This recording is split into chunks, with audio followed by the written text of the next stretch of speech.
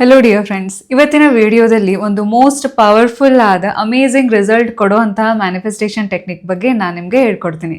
So ಈ manifestation ಟೆಕ್ನಿಕ್ನ ಒಂದು special ವಿಶ್ನ manifest ಮಾಡಲಿಕ್ಕೆ ಯೂಸ್ ಮಾಡಿದ್ದು. ಆ ಸ್ಪೆಷಲ್ ವಿಶ್ ಏನು, ಹೇಗೆ ಮ್ಯಾನಿಫೆಸ್ಟ್ ಆಯಿತು ಎಲ್ಲವನ್ನ ತಿಳ್ಕೊಳ್ಳೋಣ. ಬಿಫೋರ್ ದ್ಯಾಟ್, ನನ್ನ ಹೆಸರು Sanjana. I am a healer, mindset coach. ನಿಮ್ಮೆಲ್ಲರಿಗೂ believe achieve TV Kannada YouTube ಚಾನೆಲ್ಗೆ ಪ್ರೀತಿಯ ಸ್ವಾಗತ. ನಿಮ್ಮೆಲ್ಲರ ಪ್ರೀತಿಗೆ, ಕಾನ್ಸ್ಟೆಂಟ್ ಸಪೋರ್ಟ್ಗೆ ತುಂಬ ಥ್ಯಾಂಕ್ಸ್. ಯಾರೆಲ್ಲ ಇನ್ನೂ ಸಬ್ಸ್ಕ್ರೈಬ್ ಆಗದೆ ವಿಡಿಯೋ ನೋಡ್ತಾ ಇದ್ರೆ ಈಗಲೇ ಸಬ್ಸ್ಕ್ರೈಬ್ ಮಾಡಿ, ಬೆಲ್ ಐಕನ್ ಕೂಡ ಪ್ರೆಸ್ ಮಾಡಿ. ಸೊ ಇವತ್ತಿನ ವಿಡಿಯೋ ಸ್ಟಾರ್ಟ್ ಮಾಡೋಣ. Let's get start. ಇವತ್ತಿನ ಮ್ಯಾನಿಫೆಸ್ಟೇಷನ್ ಟೆಕ್ನಿಕ್ ಹೆಸರು hammer technique. So hammer technique ಅಂತ ಅಂದ್ರೆ ಏನು? ಹ್ಯಾಮರ್ ಅಂತ ಅಂದ್ರೆ, ಈಗ ನೀವು ಇಲ್ಲಿ ಸಿಂಗಿಂಗ್ ಬೌಲ್ ನೋಡ್ತಾ ಇದ್ದೀರಾ, ಹೌದಾ? ಸೊ ಈ ಸಿಂಗಿಂಗ್ ಬೌಲಲ್ಲಿ ಇದೇನಂತಾರೆ, ಇದನ್ನ ಹ್ಯಾಮರ್ ಅಂತಾರೆ.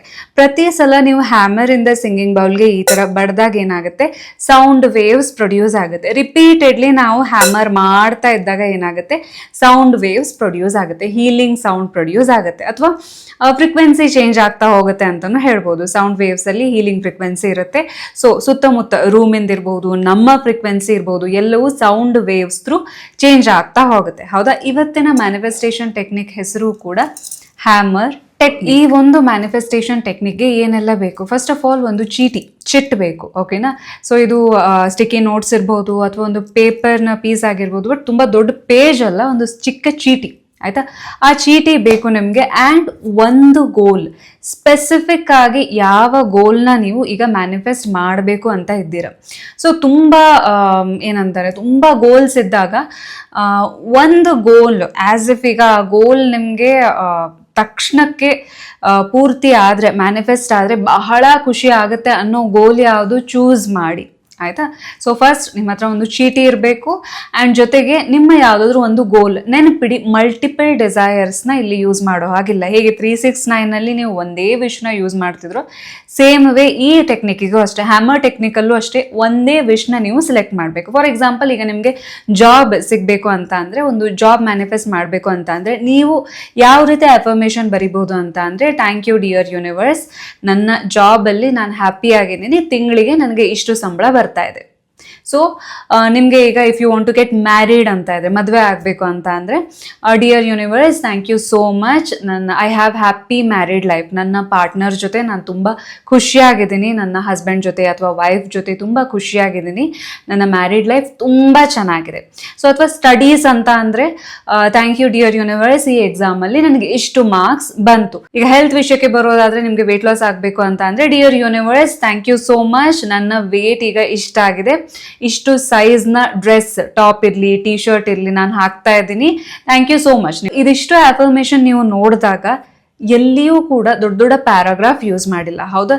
ಚಿಕ್ಕದಾದಂತಹ ಚೀಟಿ ತಗೊಳ್ಳಿ. ಆ ಚೀಟಿಯಲ್ಲಿ ಒಂದು ಸೆಂಟೆನ್ಸ್ ಅಲ್ಲಿ ಮುಗಿಯೋ ರೀತಿ ನಿಮ್ಮ ಅಫರ್ಮೇಷನ್ನ ಬರೀತೀರಾ, ಓಕೆನಾ? ಸೊ ಒಂದು ಸೆಂಟೆನ್ಸ್ ಅಥವಾ ಒಂದಕ್ಕಿಂತ ಸ್ವಲ್ಪ ದೊಡ್ಡದಾದ್ರೂ ಪರವಾಗಿಲ್ಲ, ಪ್ಯಾರಾಗ್ರಾಫ್ ಆಗಬಾರ್ದು ಅಷ್ಟೇ. ಸೊ ಒಂದು ಚಿಕ್ಕ ಶಾರ್ಟ್ ಅಂಡ್ ಸ್ವೀಟ್ ಆದ ಅಫರ್ಮೇಷನ್ ಬರೀತೀರಾ. ಈಗ ಎಷ್ಟೋ ಜನರಿಗೆ ಅಫರ್ಮೇಷನ್ ಹೆಂಗೆ ಬರೆಯೋದು ಅಂತ ಕನ್ಫ್ಯೂಷನ್ ಇರುತ್ತೆ. ಸೊ ಈಗ ನೀವು ಗುಡ್ ನ್ಯೂಸ್ ಅನ್ನ ಅನೌನ್ಸ್ ಮಾಡಬೇಕಾದ್ರೆ, ಅಥವಾ ನಿಮ್ಮ ಫ್ರೆಂಡ್ಗೆ, ನಿಮ್ಮ ಕಲೀಗಿಗೆ, ಅಥವಾ ನಿಮ್ಮ ಫ್ಯಾಮಿಲಿ ಮೆಂಬರ್ಸಿಗೆ ನೀವು ಈಗ ಗುಡ್ ನ್ಯೂಸ್ ಹೇಳ್ಬೇಕಾದ್ರೆ ಹೇಗೆ ಹೇಳ್ತೀರಾ? ನಂಗೆ ಎಷ್ಟು ಖುಷಿ ಆಗ್ತಾ ಇದೆ ಗೊತ್ತಾ, ಈ ಕೆಲಸ ಆಯ್ತು. ಸೊ ಅದನ್ನ ಇಮ್ಯಾಜಿನ್ ಮಾಡಿ ಎಕ್ಸಾಕ್ಟ್ಲಿ ನೀವು ಗುಡ್ ನ್ಯೂಸ್ ಅನ್ನ ಹೆಂಗೆ ಅನೌನ್ಸ್ ಮಾಡ್ತೀರಾ ಅದನ್ನೇ ತಗೊಂಡು ನಿಮ್ಮ ಅಫರ್ಮೇಷನ್ ಅಲ್ಲಿ ಬರೆದ್ರೆ ಆಯ್ತು. ಸೊ ಈಗೇನಂತ ಅಂದ್ರೆ, ಈ ತರ ಚಿಟ್ಟಲ್ಲಿ, ಸೊ ಸ್ಟಿಕ್ಕಿ ನೋಟ್ಸ್ ಇರಲಿ ಅಥವಾ ಒಂದು ಸಣ್ಣ ಚಿಟ್ಟಲ್ಲಿ ನಿಮ್ಮ ಮ್ಯಾನಿಫೆಸ್ಟೇಷನ್ ಕಂಪ್ಲೀಟ್ ಆಗಿದೆ ಅಂತ ನೀವು ಅಫರ್ಮೇಷನ್ನ ಬರಿತಾ ಇದ್ದೀರ, ಓಕೆನಾ? ಸೊ ಬರೋದು ಆದಮೇಲೆ ಏನು ಮಾಡಬೇಕು ಅಂತ ಅಂದರೆ, ಪ್ರತಿದಿನ ಆಯಿತಾ, 1 ಅವರಿಗೆ ಅಲಾರ್ಮ್ ಇಟ್ಟು, ಓಕೆ? ಈಗ ಫಾರ್ ಎಕ್ಸಾಂಪಲ್, ಈಗ ನೀವು ಬೆಳಗ್ಗೆ ಬೇಗ ಎದ್ರಿ ಅಂತ ತಿಳ್ಕೊಳ್ಳಿ, 6 o'clock ಎದ್ರಿ, 7 o'clock ಒಂದು ಅಲಾರ್ಮ್ ಇಟ್ಟು, 7 o'clock ಅಲಾರ್ಮ್ ಆದ ತಕ್ಷಣ ಈ ಚೀಟಿಯನ್ನು ತಗೊಳ್ಬೇಕು. ಥ್ಯಾಂಕ್ ಯು ಡಿಯರ್ ಯೂನಿವರ್ಸ್, ನನ್ನ ಈ ವಿಶ್ ಫುಲ್ಫಿಲ್ ಆಗಿದೆ, thank you so much, I am happy, ಅಷ್ಟೇ. ಒಂದ್ಸಲ ಓದ್ತೀರಾ, ಓದಬೇಕಾದ್ರೂ ಅಷ್ಟೇ ತುಂಬ ಡ್ರೈ ಆಗಿ ಓದ್ಬೇಡಿ, ಬದಲಾಗೇನು ಕಂಪ್ಲೀಟ್ ಫೀಲಿಂಗ್ಸ್ ಜೊತೆ, thank you so much dear universe, ನನ್ನ ಈ ವಿಶ್ ಫುಲ್ಫಿಲ್ ಆಯಿತು, I am very happy, so ಅಂತ ಹೇಳ್ತಾ ಇದ್ದೀರಾ. ಆ್ಯಂಡ್ ಅದನ್ನು ಮುಚ್ಚಿಡ್ತಾ ಇದ್ದೀರಾ, ಆ ಚೀಟಿಯನ್ನು ಮತ್ತೆ ಮಡಚಿ ಇಡ್ತಾ ಇದ್ದೀರಾ. ಮತ್ತೆ ಈಗ 8 o'clock ಒಂದು ಅಲಾರ್ಮ್ ಇಡ್ತೀರಾ. ಸೊ ಮತ್ತೆ 8 o'clock ಅಲಾರ್ಮ್ ಆದ ತಕ್ಷಣ ಮತ್ತೆ ಚೀಟಿಯನ್ನು ಓಪನ್ ಮಾಡ್ತೀರಾ. ಅದನ್ನು ಓಪನ್ ಮಾಡಿ ಮತ್ತೆ ಥ್ಯಾಂಕ್ ಯು ಡಿಯರ್ ಯೂನಿವರ್ಸ್, ನನ್ನ ಈ ವಿಶ್ ಫುಲ್ಫಿಲ್ ಆಗಿದೆ, ಐ ಆಮ್ ಸೋ ಹ್ಯಾಪಿ ಅಂತ ಖುಷಿಯಿಂದ ಒಂದ್ಸಲ ಓದ್ತಾ ಇದ್ದೀರಾ. ಸೊ ಓಕೆನಾ? ಸೊ ಇದೇ ರೀತಿ ದಿನದಲ್ಲಿ 7 ಸಲ ಅಲಾರ್ಮ್ ಇಟ್ಟು, 7 ಸಲ ಅಲಾರ್ಮ್ ಇಟ್ಟು ಈ ಚೀಟಿಯನ್ನು ತೆಗೆದು ಓದ್ತಾ ಇದ್ದೀರಾ. ಆ್ಯಂಡ್ ಓದ್ತಾ ಇರಬೇಕಾದ್ರೆ ಕಂಪ್ಲೀಟ್ ಆಗಿ ಪ್ರೀತಿಯಿಂದ, ಖುಷಿಯಿಂದ ಯೂನಿವರ್ಸ್ಗೆ ಥ್ಯಾಂಕ್ಸ್ ಹೇಳ್ತಾ ಇದ್ದೀರಾ. ಆ್ಯಂಡ್ ಆಲ್ಸೋ ಈ ಚೀಟಿಯನ್ನು ಯಾವಾಗಲೂ ಕೂಡ ನಿಮ್ಮ ಹತ್ರ ಇಟ್ಕೊಳ್ಳಿ. ಈಗ ಕ್ವೆಶನ್ಸ್ ಬರುತ್ತೆ, ನಾನು ಜಾಬಿಗೆ ಹೋಗಬೇಕಾದ್ರೆ ಹೇಗೆ 1 ಅವರ್ಗೆ ಅಲಾರ್ಮ್ ಇಟ್ಕೊಳ್ಳಿ ಅಂತ. ಎದ್ದ ತಕ್ಷಣದಿಂದ ಒಂದು 2 ರಿಂದ 3 ಅವರ್ ನಿಮಗೆ ಟೈಮ್ ಇರುತ್ತೆ, ಹೌದಾ? ನಿಮ್ಮ ಆಫೀಸ್ಗೆ ಹೋಗಲಿಕ್ಕೆ 3 ಸಲ ಅಂತೂ ಅಲ್ಲೇ ಆಗೋಗುತ್ತೆ. ಆಫೀಸಲ್ಲೂ ಕೂಡ ನಿಮಗೆ ಟೈಮ್ ಸಿಕ್ಕಾಗ 1 ಅವರ್ಗೆ ನೀವು ಅಲಾರ್ಮ್ ಇಡಬಹುದು. ಸೊ ಇಟ್ಟು ನೀವು ನಿಮ್ಮ ವಾಶ್ರೂಮ್ಗೆ ಹೋಗೋ ಅದನ್ನು ಜೋರಾಗಿ ಓದ್ಬೋದು. ನಿಮಗೆ ಪ್ರೈವಸಿ ಎಲ್ಲಿರುತ್ತೆ ಅಲ್ಲಿ. ಇಲ್ಲ ಆಗ್ತಾನೆ ಇಲ್ಲ ಆಫೀಸಲ್ಲಿ ಒಂಚೂರು ಟೈಮ್ ಇಲ್ಲ ಅಂದ ತಕ್ಷಣ ಮನೆಗೆ ಬಂದ ತಕ್ಷಣ 1 ಅವರ್ ನೀವು ಮಲಗೋಗಿಂತ ಮುಂಚೆ 1 ಅವರ್ ಅಲಾರ್ಮ್ ಇಟ್ಟು ಪದೇ ಪದೇ ಅದನ್ನು ತೆಗೆದು ಓದ್ತಾ ಇರಿ. ಆ್ಯಂಡ್ ಆಲ್ಸೋ ಇದನ್ನು ನಾವು ಚೀಟಿಯನ್ನೇ ಕ್ಯಾರಿ ಮಾಡಬೇಕಾ ಅಥವಾ ಮೊಬೈಲಲ್ಲಿ ನಾವು ರಿಮೈಂಡರ್ ಇಟ್ಕೊಳ್ಬಹುದಾ ಅಂತ ಇಲ್ಲ. ಸೊ ನೀವು ಇದಕ್ಕೆ ಚೀಟಿಯನ್ನೇ ಕ್ಯಾರಿ ಮಾಡಬೇಕು. ಚೀಟಿಯಲ್ಲೇ ನೀವು ಈ ನಿಮ್ಮ ಆಫರ್ಮೇಷನ್ನ ಬರಿಬೇಕು. ಯಾಕೆ? There is a science. ಆ ಸೈನ್ಸ್ ಏನು ಅನ್ನೋದನ್ನ ನಾನು ನಿಮಗೆ ಹೇಳ್ತೀನಿ. ಸೊ ಈಗ ಹ್ಯಾಮರ್ ಟೆಕ್ನಿಕ್ ಅಂತ ಅಂದ್ರೆ ಏನಂತ ಗೊತ್ತಾಯ್ತು. ಒಂದು ವಿಶ್ನ ನೀವು ಸೆಲೆಕ್ಟ್ ಮಾಡ್ತಾ ಇದ್ದೀರಾ, ಆ ವಿಶ್ ಆಸ್ ಎ ಫುಲ್ಫಿಲ್ ಆಗಿದೆ, ಥ್ಯಾಂಕ್ ಯು ಅಂತ ಒಂದು ಶಾರ್ಟ್ ಅಂಡ್ ಸ್ವೀಟ್ ಅಫರ್ಮೇಷನ್ ಒಂದು ಚೀಟಿಯಲ್ಲಿ ಬರೀತಾ ಇದ್ದೀರಾ. ಬರದ ಆದ್ಮೇಲೆ ಎವ್ರಿ 1 ಅವರ್ಗೆ ಅಲಾರ್ಮ್ ಇಟ್ಟು ಅದನ್ನ ಪ್ರೀತಿಯಿಂದ ಓದ್ತಾ ಇದ್ದೀರಾ. ಡೈಲಿ ಎಷ್ಟು ಸಲ? 7 ಟೈಮ್ಸ್. ಆಯ್ತಾ? 7 ಟೈಮ್ಸ್ ನೀವು ಮಾಡ್ತಾ ಇದ್ದೀರಾ. ಅಂಡ್ ನಿಮ್ಗೆ ಈಗ ಮತ್ತೆ ಡೌಟ್ ಬರ್ಬೋದು, ಕಂಟಿನ್ಯೂಸ್ ಆಗದೆ ಇದ್ರೆ.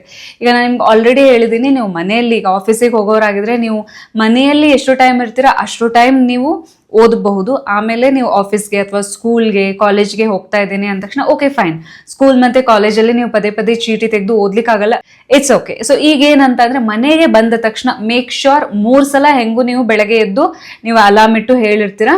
ಅಂಡ್ ಆಲ್ಸೋ ಏನಂತ ಅಂದ್ರೆ ಇನ್ನು 4 ಸಲ ಓನ್ಲಿ 7 ಟೈಮ್ಸ್ ಅಷ್ಟೇ ನೀವು ಇದನ್ನ ರಿಪೀಟ್ ಮಾಡಬೇಕಾಗಿರುವಂಥದ್ದು. ಸೊ ಇದು ನಿಮ್ಮ ಹ್ಯಾಮರ್. ಈಗ ನಿಮಗೆ ಡೌಟ್ಸ್ ಇರುತ್ತೆ, ಸೊ ಎಷ್ಟು ದಿನಗಳ ಕಾಲ ಈ ಮ್ಯಾನಿಫೆಸ್ಟೇಷನ್ ಟೆಕ್ನಿಕ್ನ ಮಾಡಬೇಕು ಆ್ಯಂಡ್ ಆ ಚೀಟಿಯನ್ನು ಏನು ಮಾಡಬೇಕು, ಹೌದಾ? ಆ ಚೀಟಿ ಮ್ಯಾನಿಫೆಸ್ಟ್ ಆದರೆ ಆ ಚೀಟಿಯನ್ನು ಇಟ್ಕೊಳ್ಬೇಕಾ ಅಥವಾ ಏನು ಮಾಡಬೇಕು?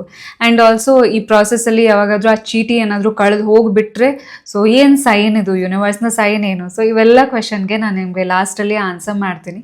ಬಿಫೋರ್ ದ್ಯಾಟ್ ನಾನು ನಿಮಗೆ ಮೊದಲೇ ಹೇಳಿದ್ದೆ ಅಲ್ವಾ, ಸೊ ನಾನು ಒಂದು ಸ್ಪೆಷಲ್ ವಿಶ್ನ ಮ್ಯಾನಿಫೆಸ್ಟ್ ಮಾಡಲಿಕ್ಕೆ ನಾನು ಈ ಒಂದು ಟೆಕ್ನಿಕ್ ಯೂಸ್ ಮಾಡಿದ್ದೆ, ಹ್ಯಾಮರ್ ಟೆಕ್ನಿಕ್ ಅಂತ. ಸೊ ಇದು ಏನಕ್ಕೆ ಅಂತ ಅಂದರೆ ಬಿಲೀವ್ ಅಚೀವ್ TV, ಆಯಿತಾ? ಬಿಲೀವ್ ಅಚೀವ್ TV ಇನ್ನೂ ಆವಾಗ ಮಾನಿಟೈಸ್ ಆಗಿರಲಿಲ್ಲ. ಆಗ ಐ ಲಿಟ್ರಲಿ ರೋಟ್ ಒಂದು ಚಿಕ್ಕದ ಚೀಟಿಯಲ್ಲಿ, thank you dear universe, believe achieve TV Kannada YouTube channel ನಂದು ಮಾನಿಟೈಸ್ ಆಗಿದೆ, ಐ ಆಮ್ ಸೋ ಹ್ಯಾಪಿ ಅಂತ. ಕಂಟಿನ್ಯೂಸ್ಲಿ ಇದು ಮೋರ್ ದ್ಯಾನ್ 30 ಡೇಸೇ ನಾನು ಮಾಡಿದ್ದು. ಸೊ ಕಂಟಿನ್ಯೂಸ್ಲಿ 1 ಅವರ್ಗೆ ಅಲಾರ್ಮ್ ಇಟ್ಟು ಅದನ್ನು ಓದೋದು ಖುಷಿ, ಆಯಿತಾ? ಖುಷಿ ಪಡೋದು ಅಥವಾ ಆ ಒಂದು ಥ್ಯಾಂಕ್ಸ್ ಅನ್ನೋ ಗ್ರ್ಯಾಟಿಟ್ಯೂಡ್ ಫೀಲಿಂಗ್ನ ಯೂನಿವರ್ಸ್ಗೆ ಕಳಿಸೋದು. ಸೊ ಈ ಟೆಕ್ನಿಕ್ ಪರ್ಟಿಕ್ಯುಲರ್ಲಿ ಯೂಸ್ ಮಾಡಿದೆ ಆ್ಯಂಡ್ ಬಹಳ ಈಸಿಯಾಗಿ ಮಾನಿಟೈಸ್ ಕೂಡ ಆಯಿತು. ಯಾಕೆ ಈ ಟೆಕ್ನಿಕ್ ಅಷ್ಟು ಪವರ್ಫುಲಿ ವರ್ಕ್ ಆಗುತ್ತೆ? There is A science. So ನೆನಪಿಡಿ, ನಮ್ಮ ಬ್ರೇನ್ ಯಾವಾಗಲೂ ಕೂಡ ನೆನಪಿನಲ್ಲಿ ಇಟ್ಕೊಳ್ಳೋದು ರೆಪಿಟೇಷನ್. ಸೊ ಡೈಲಿ 1 ಅವರ್ಗೆ ಅಲಾರ್ಮ್ ಇಡ್ತಾ ಇದ್ದೀರಾ, 7 ಟೈಮ್ಸ್ ನೀವು ಅದನ್ನು ಓದ್ತಾ ಇದ್ದೀರಾ, ಹೌದಾ? ರಿಪೀಟೆಡ್ಲಿ ನೀವು ನಿಮ್ಮ ಬ್ರೇನ್ಗೆ ನೆನಪು ಮಾಡ್ತಾ ಇದ್ದೀರಾ, ಈ ಕೆಲಸ ಆಗೋಗಿದೆ, ಇಟ್ಸ್ ಆಲ್ರೆಡಿ ಡನ್ ಅನ್ನೋದನ್ನು ನೀವು ನಿಮ್ಮ ಬ್ರೇನ್ಗೆ ಹೇಳ್ತಾ ಇದ್ದೀರಾ, ಕಂಟಿನ್ಯೂಸ್ಲಿ ಹೇಳ್ತಾ ಇದ್ದೀರಾ, ಓಕೆನಾ? ಸೊ ಹೇಳ್ತಾ ಏನಾಗುತ್ತೆ, ನೀವು 10 ಸಲ ಬ್ರೇನ್ಗೆ ಒಂದೇ ವಿಷಯ ಹೇಳ್ತಾ ಇದ್ದಾಗ ಅದು ನಿಜ ಅಂತ ನಂಬಲಿಕ್ಕೆ ಸ್ಟಾರ್ಟ್ ಮಾಡುತ್ತೆ. ಸೊ RAS ಫಿಲ್ಟರ್ ಬಗ್ಗೆ ನಿಮ್ಗೆ ಗೊತ್ತು, ಹೌದಾ? Reticular activating system. ಸೊ ಇದೇನು ಮಾಡುತ್ತೆ, ನೀವು ಯಾವ ವಿಷಯದ ಬಗ್ಗೆ ಫೋಕಸ್ ಮಾಡ್ತೀರಾ, ಫಸ್ಟ್ ಸೈನ್ಸ್ ಏನು? ರೆಪಿಟೇಷನ್, ಹೌದಾ? ನೀವು ಎಷ್ಟು ಸಲ ರಿಪೀಟ್ ಮಾಡ್ತಾ ಇರ್ತೀರ ಬ್ರೇನ್ ಅದನ್ನು ನಿಜ ಅಂತ ನಂಬಲಿಕ್ಕೆ ಸ್ಟಾರ್ಟ್ ಮಾಡುತ್ತೆ. 2ನೇ ರೀಸನ್ ಏನು? RAS reticular activating system. So ಈ ಫಿಲ್ಟರ್ ಏನು ಮಾಡುತ್ತೆ, ನೀವು ಯಾವ ವಿಷಯವನ್ನು ರಿಪೀಟೆಡ್ಲಿ ಅದರ ಮೇಲೆ ಫೋಕಸ್ ಮಾಡ್ತೀರಾ ಅದರ ರಿಲೇಟೆಡ್ ಇನ್ಫಾರ್ಮೇಷನ್ ಇರಲಿ, ಐಡಿಯಾಸ್ ಇರಲಿ, ಪೀಪಲ್ ಇರಲಿ, ಎಲ್ಲ ಆಪರ್ಚುನಿಟಿ ಇರಲಿ, ಅದನ್ನು ನಿಮಗೆ ಲೈಕ್ ಅ ಮ್ಯಾಗ್ನೆಟ್ ಅಟ್ರಾಕ್ಟ್ ಮಾಡಿ ತಂದು ಕೊಡುತ್ತೆ. ನಿಮ್ಮ ಬ್ರೇನ್ ಪವರ್ ಇದು, ಹೌದಾ? ಸೊ ಇನ್ನೊಂದೇನಂತ ಅಂದರೆ ಪವರ್ ಆಫ್ ಫೋಕಸ್. ಒಂದು ದಿನ ಅಂದಮೇಲೆ ನಮ್ಮ ಮೈಂಡ್ಸೆಟ್ ನಮ್ಮ ಕಂಟ್ರೋಲಲ್ಲಿ ಇರುತ್ತೆ, ಆದರೆ ಹೊರಗಿನ ವಾತಾವರಣ ಅಥವಾ ಹೊರಗಡೆ ಜನರ ಪ್ರತಿಕ್ರಿಯೆ ಇರ್ಬೋದು, ರಿಯಾಕ್ಷನ್ ಇರಬಹುದು, ಮಾತುಗಳಿರ್ಬೋದು ಅಥವಾ ಸಿಚುವೇಶನ್ ನಮ್ಮ ಕಂಟ್ರೋಲಲ್ಲಿ ಇರಲ್ಲ, ಹೌದಾ? ಕಂಟ್ರೋಲಲ್ಲಿ ಯಾವುದಿರುತ್ತೆ? ನಮ್ಮ ಮೈಂಡ್ಸೆಟ್. ನೆನ್ಪಿಡಿ, ನೀವು ಪದೇ ಪದೇ ಔಟ್ ಆಫ್ ಫೋಕಸ್ ಆದಾಗ, ಈಗ ನೀವು ಬೆಳಗ್ಗೆ ಎದ್ದು ಆಫೀಸ್ಗೆ ಹೋಗ್ತೀರಾ ಅಂತ ತಿಳ್ಕೊಳ್ಳಿ, ಆಫೀಸಲ್ಲಿ ಯಾರೋ ಗಾಸಿಪ್ ಮಾಡ್ತಾರೆ ಅಥವಾ ಆಫೀಸಲ್ಲಿ ನಿಮ್ಮ ಬಾಸ್ ನಿಮಗೆ ಬೈತಾರೆ, ನೀವೆಷ್ಟೇ ಪಾಸಿಟಿವ್ ಆಗಿ ಎದ್ರೂ ಕೂಡ, ಏನೋ ಒಂದು ಒಳ್ಳೆ ಕೆಲಸ ಮಾಡ್ತಾ ಇದ್ರೂ ಕೂಡ, ಏನೋ ನಾ ನೆಗೆಟಿವಿಟಿ ನಿಮ್ಮಲ್ಲಿ ಹಾದು ಹೋದಾಗ ಏನಾಗುತ್ತೆ, ಹಾಗೆ ನೀವು ನೆಗೆಟಿವಿಟಿ ಕಡೆ ಡಿವಿಯೇಟ್ ಆಗ್ತಾ ಹೋಗ್ತೀರಿ. ಅದೇ 1 ಅವರ್ಗೆ ನೀವು ಅಲಾರ್ಮ್ ಇಡ್ತಾ ಇದ್ರೆ ನಿಮ್ಗೆ ಯಾವುದೋ ಒಂದು ಸ್ಪೆಷಲ್ ವಿಶ್, ಸ್ಪೆಷಲ್ ಗೋಲ್ ಮ್ಯಾನಿಫೆಸ್ಟ್ ಆಗಿದೆ ಅನ್ನೋದ್ರ ಅರ್ಥ. ನೀವು ನಿಮ್ಮ ಗ್ರ್ಯಾಟಿಟ್ಯೂಡ್ ಕಡೆ, ಖುಷಿಯ ಕಡೆ ನಿಮ್ಮ ಬ್ರೈನ್ನ ಫೋಕಸ್ ತಿರುಗಿಸಿದಾಗ ಏನಾಗುತ್ತೆ, ಔಟ್ ಆಫ್ ಫೋಕಸ್ ಇರೋ ಬ್ರೈನ್ ಮತ್ತೆ ಫೋಕಸ್ಗೆ ಬರುತ್ತೆ. ನೆನಪಿಡಿ, ಫೋಕಸ್ಗೆ ಬಹಳಷ್ಟು power. ಇನ್ನೊಂದು ಏನಂತ ಅಂದರೆ, ಇದನ್ನು ನೀವು ಚೀಟಿಯಲ್ಲಿ ಬರೀತಾ ಇದ್ದೀರ, ಹೌದಾ? ಪೇಪರ್ ಮೇಲೆ ಪೆನ್ನಿನ ಸಹಾಯದಿಂದ ನಿಮ್ಮ ಅಫರ್ಮೇಷನ್ನ ಬರೀತಾ ಇದ್ರೆ, ಮತ್ತು ಆ ಚೀಟಿಯನ್ನು ನೀವು ಕ್ಯಾರಿ ಮಾಡ್ತಾ ಇದ್ರೆ, ಪ್ರತಿ ಸಲ ಆ ಚೀಟಿಯನ್ನು ಮುಟ್ಟಿದಾಗ ನೀವು ಓಪನ್ ಮಾಡಿ ನಿಮ್ಮ ಹ್ಯಾಂಡ್ ರೈಟಿಂಗ್, ನೆನ್ಪಿಡಿ, ನಿಮ್ಮ ಹ್ಯಾಂಡ್ ರೈಟಿಂಗ್ ಜೊತೆ ನಿಮ್ಮ ಒಂದು ಸ್ಪೆಷಲ್ ಕನೆಕ್ಷನ್ ಇರುತ್ತೆ. ಸೊ ದಟ್ಸ್ ವೈ ನೀವು ಇದನ್ನು ರಿಮೈಂಡರ್ ಆಗಿ ನಿಮ್ಮ ಮೊಬೈಲ್ನಲ್ಲಿ ರಿಮೈಂಡರ್ ಇಟ್ಕೊಳ್ಬೇಡಿ ಅಂತ ಹೇಳಿದಕ್ಕೆ, ಆ ಚೀಟಿಯಲ್ಲಿ ನೀವು ಬರೆದಿರ್ತೀರ, ಹೌದಾ? ನಿಮ್ಮ ಫೀಲಿಂಗ್ಸ್, ನಿಮ್ಮ ಎಮೋಷನ್ಸ್, ನಿಮ್ಮ ಎನರ್ಜಿ ಹ್ಯಾಂಡ್ ರೈಟಿಂಗ್ ರೂಪದಲ್ಲಿ ಸೊ ಆ ಪೇಪರ್ ಮೇಲೆ ಇರುತ್ತೆ. ಪ್ರತಿ ಸಲ ಆ ಚೀಟಿಯನ್ನು ಮುಟ್ಟಿದಾಗ, ಆಯಿತಾ, ಚೀಟಿಯನ್ನು ಮುಟ್ಟಿ ನೀವು ಓಪನ್ ಮಾಡಿ ನೀವು ಕಣ್ಣಿಂದ ನಿಮ್ಮದೇ ಹ್ಯಾಂಡ್ ರೈಟಿಂಗಿಂದ ನೋಡ್ತಾ ಇದ್ದೀರಾ, ನ್ಯೂರೋಲಾಜಿಕಲ್ ಕನೆಕ್ಷನ್, ಓಕೆನಾ?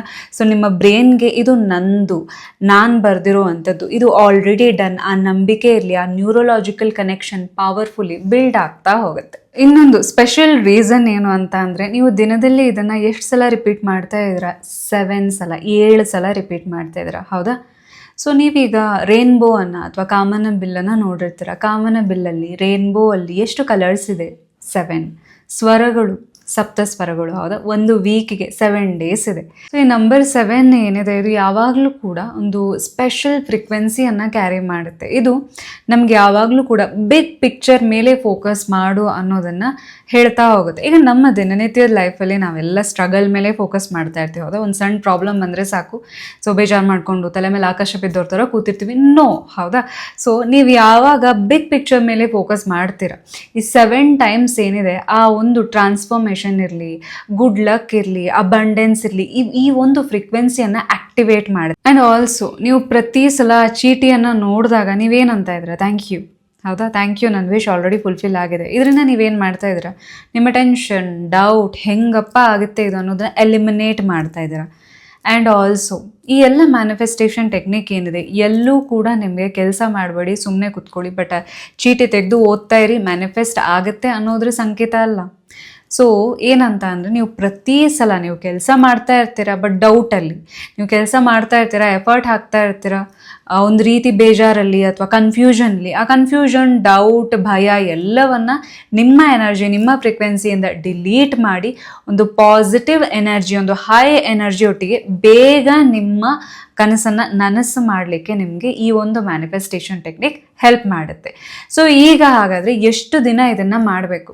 ಸೊ ನೀವು 21 ಡೇಸ್ ಮಾಡ್ಬೋದು, ಕಂಟಿನ್ಯೂಸ್ ಆಗಿ 30 ಡೇಸ್ ಮಾಡ್ಬೋದು, ಅಥವಾ ನಿಮ್ಮ ವಿಶ್ ಫುಲ್ಫಿಲ್ ಆಗೋ ತನಕ ನೀವು ಮಾಡ್ಬೋದು. ನಿಮ್ಮ ವಿಶ್ ಫುಲ್ಫಿಲ್ ಆಗೋ ತನಕ ನೀವು ಇದನ್ನು ಕಂಟಿನ್ಯೂ ಮಾಡ್ತೀರಾ ಅನ್ನೋದಾದರೆ ನೀವು ಒಂದು ಹೈ ಫ್ರೀಕ್ವೆನ್ಸಿಯಲ್ಲಿ ಇರ್ತೀರ. ಆ್ಯಂಡ್ ಆಲ್ಸೋ ಈಗ ಈ ಚೀಟಿ ಏನಿದೆ, ಪ್ರತಿ ಸಲ ಈ ಚೀಟಿಯನ್ನು ನಿಮ್ಮ ಎದುರಿಗೆ ಇಟ್ಕೊಂಡಿರಿ. ಸೊ ಎಷ್ಟೋ ದಿವಸಗಳ ಕಾಲ ನಾನು ಬರೆದಿದ್ದಂತಹ ಚೀಟಿ ನನ್ನ ಜೊತೆಗೆ ಇತ್ತು, ಎಷ್ಟೋ ಸಲ ಕ್ಲಾಸಲ್ಲೂ ಕೂಡ ನಾನು ಅದನ್ನು ತೋರಿಸಿರೋದಿದೆ. ಸೊ ಓಕೆನಾ? ಸೊ ಏನಂತ ಅಂದರೆ, ಈ ಚೀಟಿ ಏನಿದೆ, ಈ ಚೀಟಿ ನಿಮ್ಮ ಹತ್ರನೇ ಇರಲಿ, ಅದನ್ನು ಪ್ರತಿ ಸಲ ನೋಡಿದಾಗ ಥ್ಯಾಂಕ್ಸ್ ಅಂತ ಹೇಳ್ತಾ ಇದ್ದೀರಾ, ಹೌದಾ? ಸೊ ನೀವೆಲ್ಲೂ ಕೂಡ ಯಾವುದೇ ರೀತಿ ಔಟ್ ಆಫ್ ಅಲೈನ್ಮೆಂಟ್ ಕೆಲಸ ಮಾಡ್ತಾ ಇಲ್ಲ. ನಿಮ್ಮ ಏನಿದೆ, ನಿಮ್ಮ ಕನಸಿಗೆ ಪಾಸಿಟಿವ್ ಎನರ್ಜಿಯನ್ನು ಸೆಂಡ್ ಮಾಡ್ತಾ ಇರ್ತೀರ. ಅಫ್ಕೋರ್ಸ್ ನೀವು ಏನನ್ನು ಕೊಡ್ತೀರಾ ಅದೇ ನಿಮಗೆ ವಾಪಸ್ ಬರ್ಲಿಕ್ಕೆ ಸಾಧ್ಯ, ಹೌದಾ? ನಿಮ್ಮ ಕನಸಿಗೆ ನೀವು ಪ್ರೀತಿ, ಕಾಳಜಿ, ರೆಸ್ಪೆಕ್ಟ್, ಒಂದು ಪಾಸಿಟಿವಿಟಿಯನ್ನೇ ಕೊಡ್ತಾ ಇದ್ದೀರಾ ಅಂತ ಅಂದರೆ ಅದೇ ತಾನೇ ನಿಮ್ಗೆ ರಿಫ್ಲೆಕ್ಟ್ ಆಗಬೇಕು.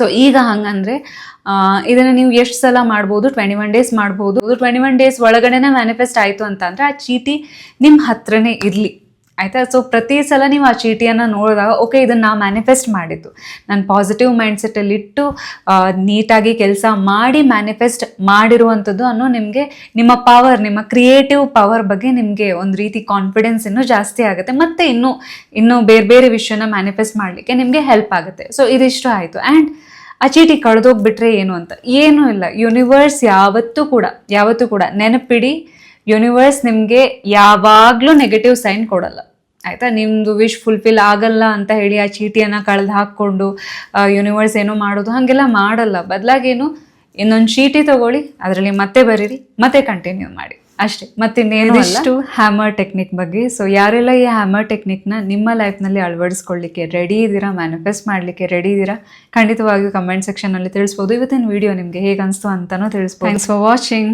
Thank you so much.